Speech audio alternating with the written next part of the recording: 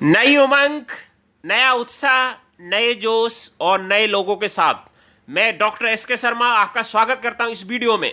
और आज हम चर्चा करने वाले हैं एक ऐसे अहम मुद्दे की जिसके बारे में बहुत सारे लोग सोच सोच के परेशान होते रहते हैं।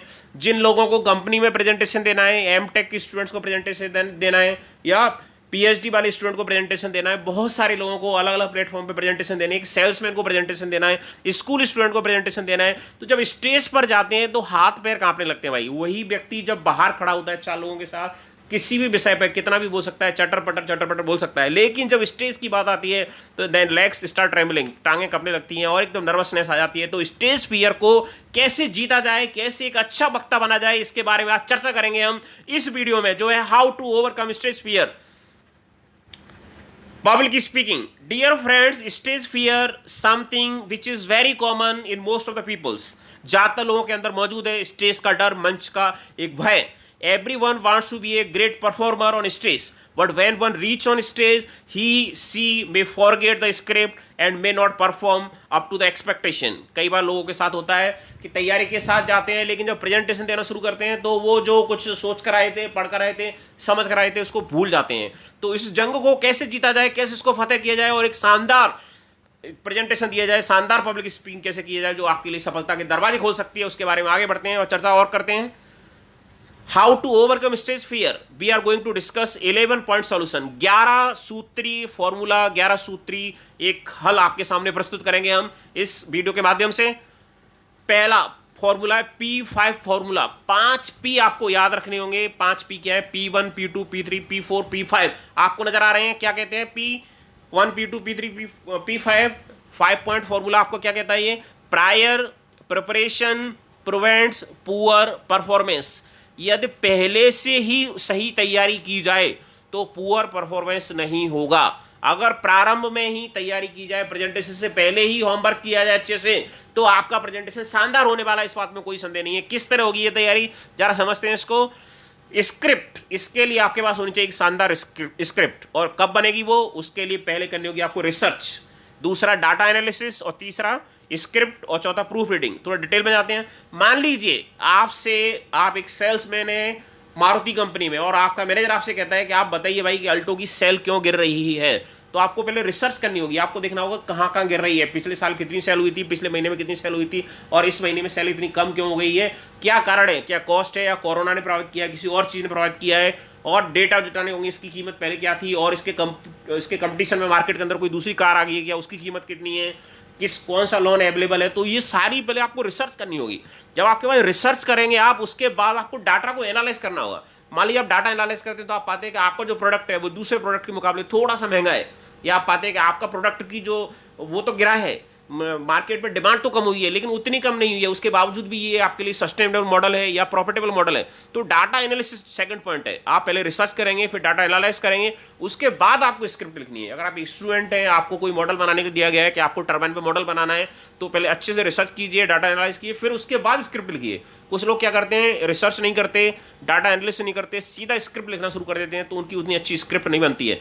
जब आपकी स्क्रिप्ट में डेटा मौजूद होता है तो वो उसको प्रभावशाली बना देता है। मान लीजिए आप एक मौसम विज्ञानी हैं और आपके पास डेटा मौजूद है कि आज मध्य प्रदेश के अंदर औसत तापमान कितना है, बिहार के अंदर औसत तापमान कितना है और पीक वैल्यू कितनी है, मिनिमम वैल्यू कितनी है, पटना के अंदर कितना है, कोलकाता के अंदर कितना है। तो आपके बहुत सारा जब डेटा अवेलेबल होता है तो आप अपनी बात को अच्छे ढंग से रख पाते हैं, आपके पास कंटेंट ज़्यादा होता है। जब आपके पास डेटा सफिशिएंट नहीं होता है तो आप जाते भले ही हैं, डेटा के अभाव में आप उतने बेहतर तरीके से अच्छी स्क्रिप्ट तैयार नहीं कर पाते हैं। तीसरा पॉइंट है रिहर्सल। आपने स्क्रिप्ट तैयार कर ली, अब क्या होना चाहिए, रिहर्सल होना चाहिए। अगर आप एक स्टूडेंट हैं, पीएचडी के स्टूडेंट हैं, एमटेक स्टूडेंट है, बीटेक स्टूडेंट है, एमबीए के स्टूडेंट हैं, आपको कल प्रेजेंटेशन देना है, परसों प्रेजेंटेशन देना है, तो उसके लिए आपको रिहर्सल करनी होगी। रिहर्सल रिहर्सल रिहर्सल, आप देख सकते हैं 3 बार लिखा हुआ है। पहली रिहर्सल कीजिए फैमिली के सामने, माता पिता के सामने, अगर आपकी शादी हो गई है तो अपनी वाइफ के सामने, अपने हस्बैंड के सामने, अपने बच्चों के सामने, पहली रिहर्सल। दूसरी रिहर्सल कीजिए फ्रेंड्स के सामने। तीसरी रिहर्सल कीजिए आपके कलीग्स के सामने, आपके क्लासमेट्स के सामने। तो होगा क्या, जब आप रिहर्सल करेंगे, अपनी पत्नी के सामने करेंगे, अपने मम्मी पापा के सामने करेंगे, अपने बच्चों के सामने करेंगे, तो आपको बहुत सारे इनपुट मिल जाएंगे कि आप भाई यहाँ गड़बड़ कर रहे हैं, यहाँ सुधार करना है, यहाँ पर अगर ऐसा हो तो ऐसा बेहतर रहेगा। ये आपके बहुत क्लोज लोग हैं, इन्हें फीडबैक देने में, इनपुट देने में कोई संकोच नहीं होगा, ये आपके वेल विशर हैं। दूसरे फ्रेंड्स, आपके जो फ्रेंड्स हैं, क्लोज फ्रेंड्स हैं, वो भी आपके खुल के बताएंगे आपको कि भाई आप यहाँ गड़बड़ कर रहे हैं, इस बिंदु पर आपको ध्यान देना है, यहाँ थोड़ा पिच को ऊंचा कीजिए, यहाँ थोड़ा नीचा कीजिए, इस डाटा को इंक्लूड कर लीजिए, इस डाटा को मत बोलिए, और इस डाटा को मैं यहाँ पॉजिटिव रहिए, यहाँ नेगेटिव रहिए, हाथों का मूवमेंट दिखाइए। तो रिहर्सल करनी है आपको, जितनी रिहर्सल होगी उतने आप मजबूत बनेंगे, उतने आप मैच्योर बनेंगे, उतने आप बेहतर तरीके से प्रेजेंटेशन दे पाएंगे। अब है ऑडियो वीडियो एनालिसिस। आप प्रेजेंटेशन देने से पहले अपना ऑडियो और वीडियो जरूर रिकॉर्ड करें। आप अपने मोबाइल फोन में रिकॉर्ड कर सकते हैं, आजकल सभी के पास स्मार्टफोन अवेलेबल है।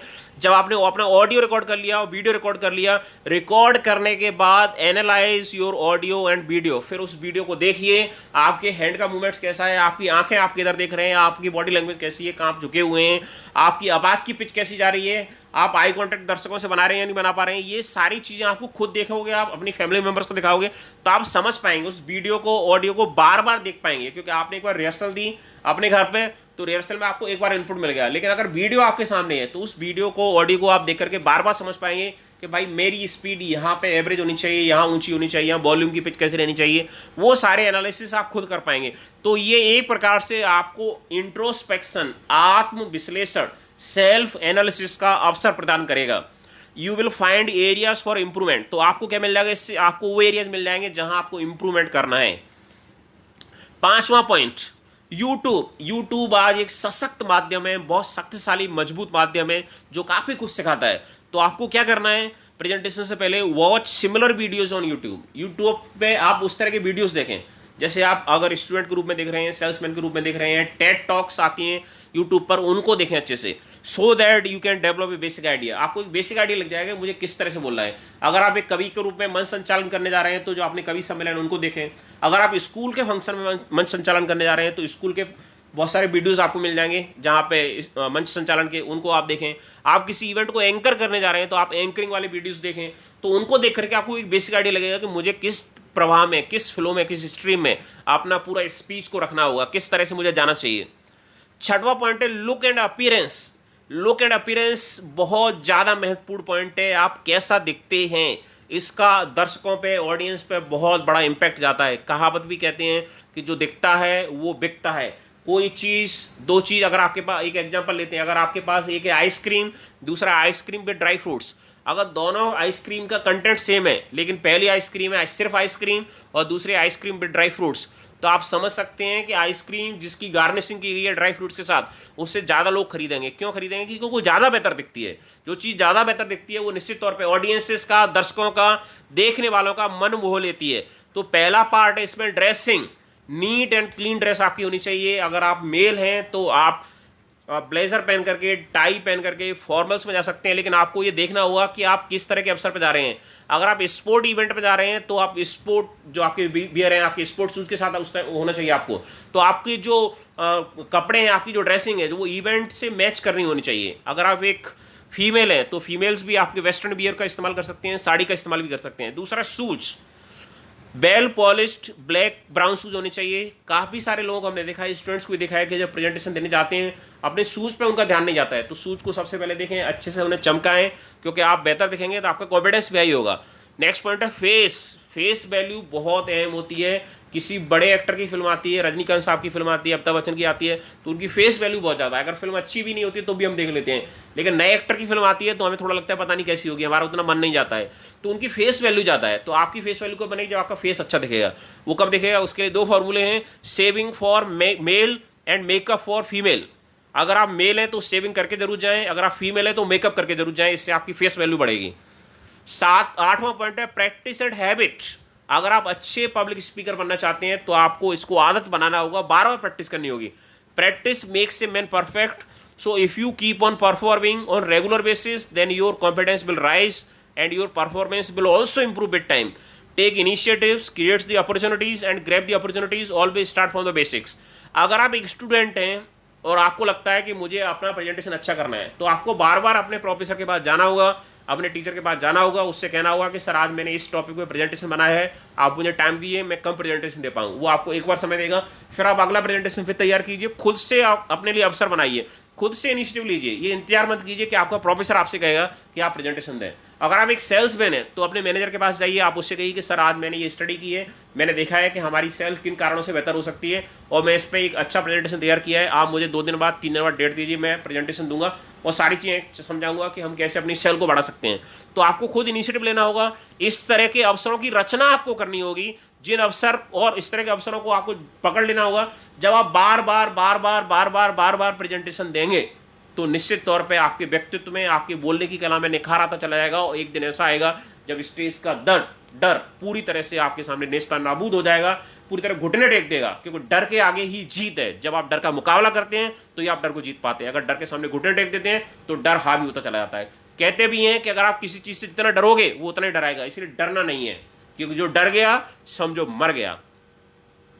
रीडिंग, बहुत सारे लोगों को पता ही नहीं है कि रीडिंग की बड़ी अहमियत होती है।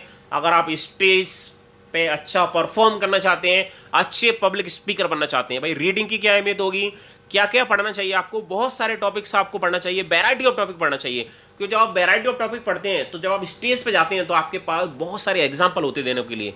हिस्ट्री पढ़ना चाहिए आपको। अगर आप हिस्ट्री पढ़ते हैं, मान लीजिए शेर शाह ने क्या किया था, अकबर ने क्या किया था, या हुमायूं ने क्या किया, शिवाजी ने किस तरह से पूरा अपना जीवन बिताया। अगर मुंबई में प्रेजेंटेशन देने जा रहे हैं तो आप जानते हैं कि मुंबई में शिवाजी बहुत पॉपुलर हैं, बहुत बड़े योद्धा थे। तो आप जब शिवाजी के बारे में बताना शुरू करेंगे तो मराठी लोग निश्चित तौर पे आपके प्रति आकर्षित होंगे, आपको हिस्ट्री का ज्ञान होगा। तो आपको जो बड़े बड़े लोग हैं हिस्ट्रीज में उनको विस्तार से पढ़ना चाहिए, आपको हिस्ट्री का नॉलेज होना चाहिए। दूसरा है माइथोलॉजी। माइथोलॉजी एक बहुत बड़ा टॉपिक है, बहुत बड़ा इंपैक्ट डालता है। माइथोलॉजी के एग्जाम्पल्स हुए, लोगों के मस्तिष्क में डीपली घुसते हैं, लोग उसमें इंटरेस्ट लेना शुरू कर देते हैं। अगर आप डोनेशन को चैरिटी की का वर्णन कर रहे हैं, और आप कर्ण का, अंगराज कर्ण का उदाहरण लेते हैं कि उन्होंने चैरिटी के लिए अपना सर्वस्व निछावर कर दिया, ये जानते हुए भी कि उनकी जान को खतरा हो सकता है, फिर भी वो चैरिटी में पीछे नहीं रहे। उन्होंने अपने कवच कुंडल भगवान इंद्र को दान कर दिए। तो माइथोलॉजी आप पढ़ते हैं, भगवान राम की कथा हो या वो किसी भी दूसरे विशेष व्यक्ति की कथा हो, जब आप उसको पढ़ते हैं आपको अच्छे से उस पर कमांड होती है। तो वो एग्जाम्पल्स जब आप अपने भाषण में, अपने वक्तव्य में, अपने स्पीच में शामिल करते हैं तो बहुत प्रभावशाली हो जाता है, बहुत इफेक्टिव हो जाता है, बहुत इंप्रेसिव हो जाता है। नेक्स्ट है बायोग्राफी। बायोग्राफी चाहे वो स्टीफन हॉकिंस हो, महाराणा प्रताप हो या धीरूभाई अंबानी हो। धीरूभाई अंबानी किस तरह से खाड़ी के देशों में गए, फिर वो ऊंचाइयों पे चढ़े, ऊंचाइयों में चढ़ने के बाद फिर उन्होंने डिसाइड किया कि मैं जॉब नहीं करूँगा और फिर खुद का बिजनेस शुरू किया। तो इस तरह की चीज़ें लोगों को इंस्पायर करती हैं। जो सक्सेसफुल लोग हैं वो इंस्पायर करती हैं। तो आपको अब्दुल कलाम की, चाणक्य की, इन सब की बायोग्राफी को पढ़ना चाहिए। अगले आर्टिकल्स हो, लेटेस्ट टॉपिक्स, जो भी कुछ लेटेस्ट हैपनिंग्स हो रही है उस पर आर्टिकल्स पढ़ें। जैसे ब्लॉकचेन का क्या यूज़ हो रहा है, आर्टिफिशियल इंटेलिजेंस आजकल बहुत ज़्यादा आ गया है, या आपकी स्मार्ट जो वो है नेटवर्किंग है वो आ गई है। तो उन चीज़ों के बारे में आप नॉलेज रखें कि कैसे इंटरनेट ऑफ थिंग्स, उन जो लेटेस्ट आर्टिकल्स हैं उनके बारे में। एलन मस्क जो है काफ़ी कुछ कर रहे हैं ह्यूमन ब्रेन के अंदर, वो है यूएसबी फिट करना चाहते हैं। या आपकी इलेक्ट्रिक कारें जो आ रही हैं और धीरे धीरे आपकी डीजल कारें जो है ऑब्सोलेट हो जाएंगी, या आपकी जो पेट्रोलियम कारें हैं वो ऑब्सोलेट हो जाएंगी और आगे डीजल कार का ज़माना है। तो जो भी लेटेस्ट हैपनिंग्स हो रही हैं, लेटेस्ट आर्टिकल्स आ रहे हैं, उनके बारे में आप नेट पे रेगुलर पढ़ते रहें। और अच्छे जो वो हैं पब्लिकेशन हाउस हैं, अच्छे मीडिया हाउस हैं, उनके आर्टिकल्स को आप पढ़ते रहें। इससे आप बहुत अपडेट रहेंगे और आपके पास चर्चा करने के लिए बहुत कुछ होगा जब आप मंच में मौजूद होंगे। अगला है फिलोसॉफी। फिलोसॉफी को भी पढ़ें, चाहे वो अरस्तु हो या और कोई दार्शनिक हो। भगवान श्री कृष्ण भी बहुत बड़े फिलोसोफर हैं, उन भगवत गीता को पढ़ें। तो जब वैरायटी ऑफ कंटेंट आपके पास मौजूद होता है, जब आप वैरायटी ऑफ कंटेंट, आपके वैरायटी ऑफ नॉलेज आपके पास मौजूद होता है, तो you can present your self effectively. बहुत शानदार ढंग से आप पेश कर पाते हैं अपने आप को। अगला है हेल्थ। किसी को लगे हेल्थ की क्या भूमिका हो सकती है भाई जब आप स्टेज की बात कर रहे हैं। यस, हेल्थ की बहुत भूमिका है, लेकिन हेल्थ सिर्फ फिजिकल हेल्थ नहीं है। आपको यहाँ 4 हेल्थ नजर आ रही है। पहला है फिजिकल हेल्थ, दूसरा है मेंटल हेल्थ, तीसरा है स्पिरिचुअल हेल्थ और चौथा है सोशल हेल्थ। फिजिकल हेल्थ आप अच्छी रख सकते हैं एक्सरसाइज करके। Mental health yoga and meditation से। अगर आपका मन अशांत है, आप परेशान हैं, स्ट्रेस में हैं, चिड़चिड़े हैं, झगड़ा हो गया है, आपका मन शांत नहीं है, तो निश्चित तौर पे आप स्टूडेंट के तौर पे प्रेजेंटेशन देने जाएंगे, वही सारी चीज़ें आपके दिमाग में घूमती रहेंगी और घूमती रहेंगी तो आपका प्रेजेंटेशन अच्छा नहीं होगा। आप सेल्समैन हैं लेकिन आपकी मेंटल हेल्थ अच्छी नहीं है तो आप बातों को उतने अच्छे ढंग से नहीं रख पाएंगे। Spiritual health. स्पिरिचुअल हेल्थ में सत्संग और अच्छे गुरु, अच्छे मेंटर की बात की गई है। अच्छे लोगों के संपर्क में रहें जो पॉजिटिव लोग हैं, तो आपकी स्पिरिचुअल हेल्थ भी अच्छी होगी। और अगला है सोशल हेल्थ। सोशल हेल्थ को अच्छा करने के लिए आपको वैल्यूज़ को, जो नैतिकता को, कोड ऑफ कंडक्ट को, आपका आचरण सोसाइटी के अंदर अच्छा हो। क्योंकि जब आपका आचरण अच्छा होता है और आप मंच पर जाते हैं तो क्या होता है, लोग आपकी प्रति पहले से एक पॉजिटिव सोच रखते हैं तो आपको सुनना पसंद करते हैं। लेकिन अगर आपका आचरण अच्छा नहीं है तो लोग सुनना पसंद नहीं करेंगे। तो आपका वैल्यूज एंड बिहेवियर सोसाइटी के अंदर अच्छा हो, आपकी सोशल हेल्थ अच्छी हो, आपकी इमेज अच्छी हो। जब आपकी इमेज अच्छी होती है तो इनडायरेक्ट वे में वो आपके कॉन्फिडेंस को बूस्टअप कर देती है। आपका कॉन्फिडेंस बूस्टअप हो जाता है तो आप बहुत अच्छी तरह से अपना स्पीच पेश कर सकते हैं, अच्छा प्रेजेंटेशन दे सकते हैं स्टेज पर जाकर के। ये कंपनी में भी लागू होता है। अगर आप कंपनी में काम कर रहे हैं, आपके कलीग से आपके तालमेल बहुत अच्छे हैं, तो जब आप स्टेज पर जाएंगे तो उनके अंदर पहले से एक एक्सेप्टेंस है आपके लिए। जब आप कुछ बोलेंगे तो उसको सहज ही स्वीकार करने लगते हैं। लेकिन कलीग्स के अंदर आपके डिफरेंस इन ओपिनियन है, आप किसी पॉजिटिव बात को भी रखेंगे तो वो क्या कहेंगे, आपकी बात को एक्सेप्ट नहीं करेंगे उतनी आसानी से। तो अपने कलीग्स के साथ, अपने समाज में, अपनी सोसाइटी में अच्छे रिलेशन मेंटेन करें, अच्छा व्यवहार रखें, अच्छा आचरण रखें। इससे बड़ा पॉजिटिव इंपैक्ट आता है आपकी हेल्थ के ऊपर। अगला है कनेक्ट विद ऑडियंस। जब भी आप अपने भाषण की शुरुआत करते हैं तो आपको ऑडियंस से कनेक्ट होना पड़ेगा। सबसे पहला पॉइंट क्या है, 0 पॉइंट जिसे हमने नाम दिया हुआ है, first smile then speak. Smile बहुत बड़ा जादू छोड़ती है। सब लोगों को मुस्कुराते हुए चेहरे पसंद है, रोते हुए या भयभीत चेहरे किसी को पसंद नहीं आते। इसलिए जब भी आप जाते हैं मंच पर तो इस पहले स्माइल करें, इस मुस्कुराहट करते हुए देखें। तुरंत शुरू नहीं होना है आपने, आपको स्माइल कीजिए, ऑडियंस से आंखें मिलाइए और धीरे धीरे मुस्कुराते हुए देखिए उनको। फिर उसके बाद आपको ध्यान देना है कि अगर आपके ऑडियंस के बीच में ऐसे लोग मौजूद हैं जिन्हें आप जानते हैं, उनके नाम जानते हैं, उनका डेजिग्नेशन जानते हैं, तो उनके नाम को जरूर बोलें। जैसे आप कह सकते हैं कि आज हमारे बीच में गांव के सरपंच मेहता साहब मौजूद हैं, इन्होंने इस गांव की तरक्की के लिए बहुत कुछ किया हुआ है। इस तरह की बात आप बोलेंगे तो वो जल्दी लोग आपके प्रति कनेक्ट हो जाएंगे। आप कंपनी के अंदर बोल रहे हैं तो आप कंपनी में बोलें कि आज हमारे मैनेजर साहब सक्सेना जी मौजूद हैं और सक्सेना जी कंपनी को आगे बढ़ाने के लिए बहुत मेहनत करने लगते हैं। तो और भी 2-4 लोगों के आप नाम लें जो आपको दिखते हैं कि ये परिश्रम करते हैं, जिनको आप जानते हैं, जिनका डेजिग्नेशन आप जानते हैं। आप स्टूडेंट हैं अगर, तो स्टूडेंट में भी आप जिस टीचर के सामने प्रेजेंटेशन दे रहे हैं, जो आपका गाइड है, उसका नाम लेकर संबोधित करें कि आज जो हमारे सामने वर्मा जी मौजूद हैं, वर्मा सर ने मुझे बहुत गाइड किया, मुझे बहुत मोटिवेट किया, उनके मोटिवेशन से मैं ये काम कर पाया हूँ, अपना प्रोजेक्ट बना पाया हूँ। दूसरे टीचर का भी नाम लें तो उससे क्या होगा, ऑडियंस आपसे कनेक्ट होना शुरू हो जाएगा। अपने आपके फ्रेंड्स हैं उनका भी नाम लें कि मेरे इस फ्रेंड ने मेरा बहुत सहयोग किया, जब भी मुझे कोई डाउट होता था, मैं निराश होता था, उसके पास जाता था। तो आप जब लोगों से कनेक्ट करें, उनकी पॉजिटिव बात बताएं, तो आप पॉजिटिव बात बताएंगे तो आप ऑडियंस से कनेक्ट होना शुरू हो जाएंगे। अगला, history of city and company. आप किसी शहर में, किसी कंपनी में, किसी ऑर्गेनाइजेशन में बोलने जा रहे हैं तो आपको उसकी हिस्ट्री अच्छे से बताओ कि कंपनी की हिस्ट्री क्या है। जैसे आप पटना में गए, पटना में अगर आप बोलने के लिए आते हैं तो आपको बताओ पटना का इतिहास क्या है, पाटलिपुत्र क्यों कहते हैं, कौन से यहाँ राजा हुए थे, यहाँ के लोगों के बारे में आपको एक बेसिक इन्फॉर्मेशन आपको जानकारी होगी। तो जब आप उससे शुरुआत करेंगे, जैसे एक बार फिर से हम आपको उदाहरण देना चाहेंगे कि अगर आप जाते हैं गुजरात में तो आप कहें कि सरदार वल्लभ भाई पटेल, लोह पुरुष की इस भूमि पर मैं खड़ा होकर के बहुत गौरवान्वित महसूस कर रहा हूँ। तो वाकई जो हिस्ट्री है, या कंपनी में आप जाते हैं, रिलायंस के अंदर आप प्रेजेंटेशन देते हैं तो आप कहेंगे कि रिलायंस भारत की एक लीडिंग कंपनी है और आज आपने मुझे ये अवसर प्रदान किया है, मैं आप सबके साथ इंटरेक्ट करके बड़ा आनंद महसूस कर रहा हूँ। तो उसकी हिस्ट्री के बारे में आपको जानकारी हो। अगला टर्म आता है आपके सामने, अगला पॉइंट आता है use B in place of I की जगह वी का इस्तेमाल करें। जैसे अगर आप नगर निगम की तरफ से लोगों को मोटिवेट करने जाते हैं कि आप जो है घरों में रहें, तो आपको ये नहीं कहना है कि मैं आपसे ये बोल रहा हूँ कि आप घरों में रहिए। आपको इस तरह से कहना है कि कोरोना का प्रभाव चारों तरफ फैला हुआ है, हम सब मिलकर के ये शपथ लेते हैं कि ज़्यादा से ज़्यादा घरों में रहेंगे, बाजार में अगर आवश्यक हो तो आएंगे। तो हम शब्द का प्रयोग करें। हम शब्द से क्या होता है, लोग जुड़ा हुआ महसूस करते हैं। अगर आप आई शब्द का प्रयोग करेंगे तो लोग डिस्कनेक्ट फील करते हैं। अगला पॉइंट है नो क्रिटिसिज्म एट ऑल। चाहे कैसी भी स्थिति हो, आपको क्रिटिसाइज किसी को भी नहीं करना है, सिर्फ हर चीज़ को पॉजिटिव वे में ही लेना है, किसी को भी क्रिटिसाइज कभी भी नहीं करें। अगला पॉइंट है स्मॉल स्टोरीज। हमेशा कहानियाँ लोगों को आनंदित करती हैं, कहानियों में लोगों को आनंद आता है। आपको याद होगा जब आप छोटे थे तो दादी या नानी आपको कहानी सुनाती थी, मम्मी पापा कहानी सुनाते थे, बड़ा आनंद आता था। आप बड़े भले ही हो गए हैं लेकिन कहानियों में सभी लोगों को आनंद आता है। जब हम कोई सीरियल देखते हैं, कोई धारावाहिक देखते हैं तो उसके अंदर एक कहानी चल रही होती है, उस कहानी में आनंद आने लगता है। फिल्म देखते हैं, फिल्म के अंदर भी एक कहानी होती है, उसके अंदर आनंद आने लगता है। तो अपना जब भी आप प्रेजेंटेशन देते हैं तो कहानी, एक छोटी छोटी कहानियाँ बीच में शामिल कर लें, बहुत बड़ी ना करें क्योंकि आपका जो मुख्य मुद्दा है उससे आपको भटकना नहीं है। छोटी कहानी, जैसे आप अगर किसी कंपनी में इस बात में प्रेजेंटेशन दे रहे हैं या किसी स्कूल में आप प्रेजेंटेशन दे रहे हैं और बच्चों को या एम्प्लॉइज़ को बता रहे हैं कि जुझारू कैसे बना जाए, तो आप कछुए खरगोश की कहानी का उदाहरण दे सकते हैं कि कछुआ धीरे धीरे निरंतर मेहनत करता रहा और अंततः मेहनत करने का परिणाम ये हुआ कि कछुआ जीत गया, खरगोश ने थोड़ी सी मेहनत की फिर वो सो गया। तो इस तरह की कहानियों को से लोगों को आनंद आता है और वो आपकी बात को सहजता से समझ पाते हैं।